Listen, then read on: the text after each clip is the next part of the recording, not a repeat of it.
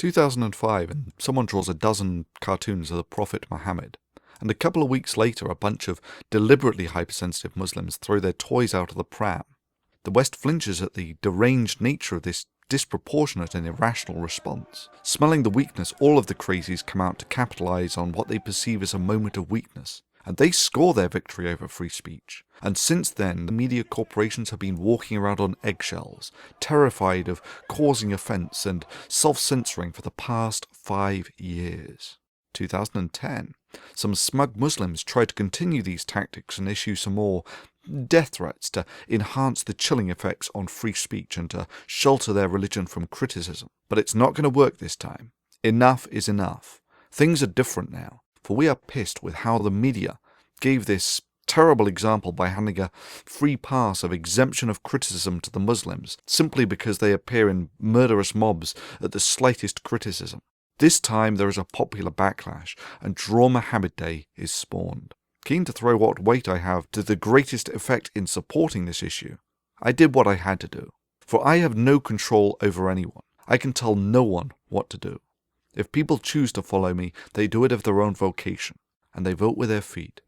All I can do is lead by example, to lead from the front, and to fearlessly invite, with full knowledge that the anonymity cannot last forever, the lion's share of the risk upon myself, to inspire by example those that would be willing to act, to regain the level playing field of free speech. For within the hands of those who are willing to act, and no others, lies the balance of the failure or the success of this venture. I did what I had to do. I incurred, without clear foresight of the outcome, the risks that needed to be suffered. I defiantly exercised my freedom of speech and made half a dozen videos scoring the best part of 1 million hits, for want of a better word, defiantly and publicly pissing in the porridge of the hypersensitive mob, going up to and including aptly labelling a caricature of their prophet as a paedophile and then burning it, just as a token act of reciprocation of how the angry Islamic mobs burn flags, while all the time littering this media with invitations for those bloodthirsty mobs to do their worst, just to give them a sense that free men have drawn a line here, and that we will no longer yield our free speech to angry mobs. And if their religion isn't cool with that, if their religion is incompatible with free speech, then their religion is incompatible with the Western world. And what have we heard out of the Muslim world? The Muslim world that went absolutely ballistic over a few cartoons. What have they done in response to this defiant and public throwdown? Nothing. Absolutely nothing. And not even the most timid peep. Given their previous actions, what more needs to be said than you opportunistic cowards?